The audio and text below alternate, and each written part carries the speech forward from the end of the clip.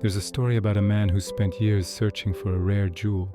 He traveled from town to town, asking merchants, beggars, and monks if they'd seen it. He described it endlessly, its color, its weight, the way it would shine in the light. One day an old woman stopped him on the road. "Why do you search so desperately?" she asked. "Because when I find it, I'll finally be happy," he said.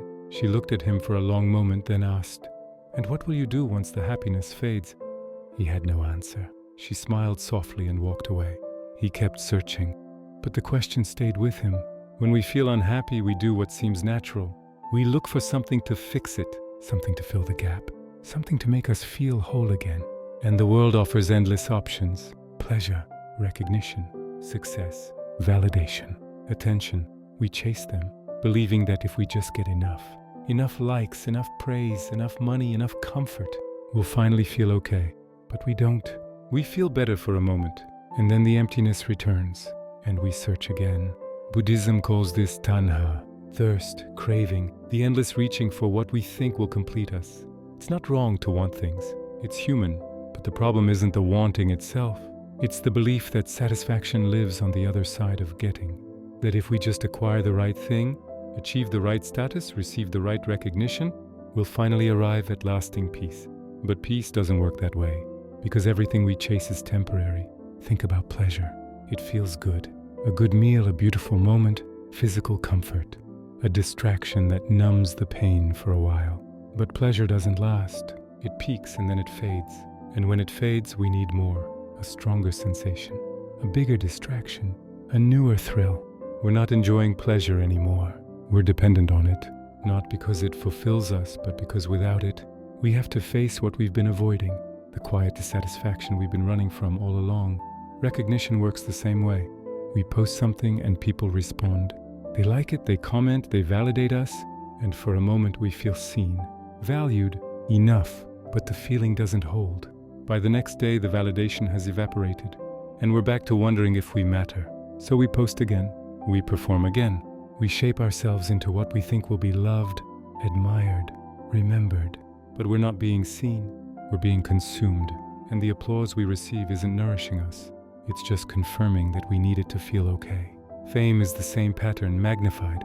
We think that if enough people know our name, admire our work, celebrate our existence, we'll finally feel secure. But fame doesn't create security. It creates dependency.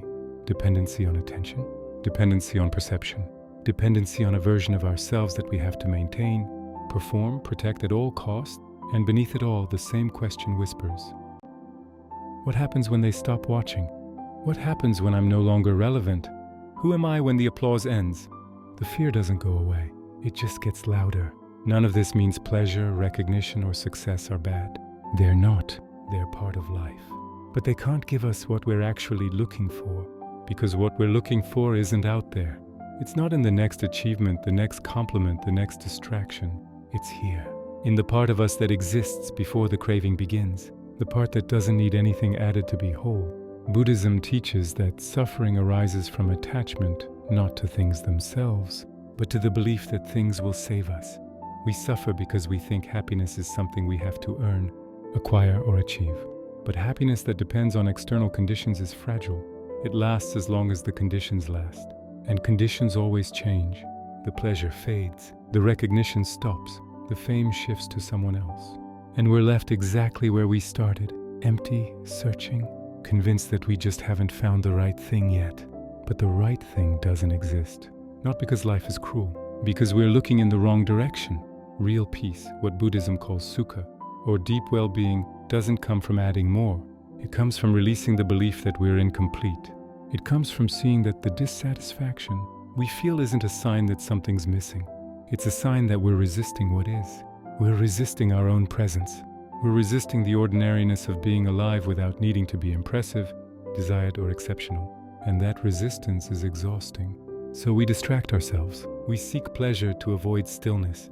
We seek recognition to avoid invisibility. We seek fame to avoid the fear that we don't matter. But none of it works, because what we're avoiding is the only place peace actually lives. There's a teaching that says, before enlightenment, chop wood, carry water. After enlightenment, chop wood, carry water. The tasks don't change. What changes is the need for them to be anything other than what they are. You don't need to be celebrated to have value. You don't need to feel pleasure every moment to be okay. You don't need external proof that you matter. You matter because you're here. That's it. Not because of what you've done, not because of who's watching, just because you exist. And when you stop needing life to confirm that, something softens. The craving loosens. The searching slows. And you realize that what you were looking for was never lost. You just stopped noticing it because you were too busy chasing. This doesn't mean you stop wanting things. It doesn't mean you reject pleasure or success or connection. It means you stop believing they'll complete you. You enjoy them when they come. You let them go when they leave. And you remain whole either way, because your wholeness was never conditional.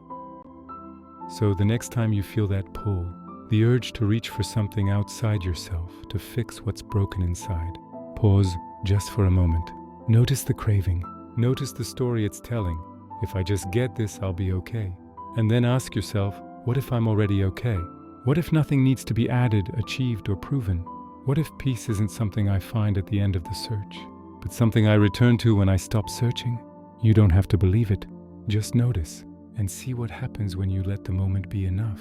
The man never found the jewel, but one day he stopped searching. And in the stillness, he realized he'd been carrying it the whole time.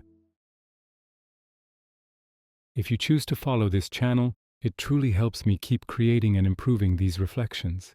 And if not, that's completely okay. I'm grateful you spent this time here.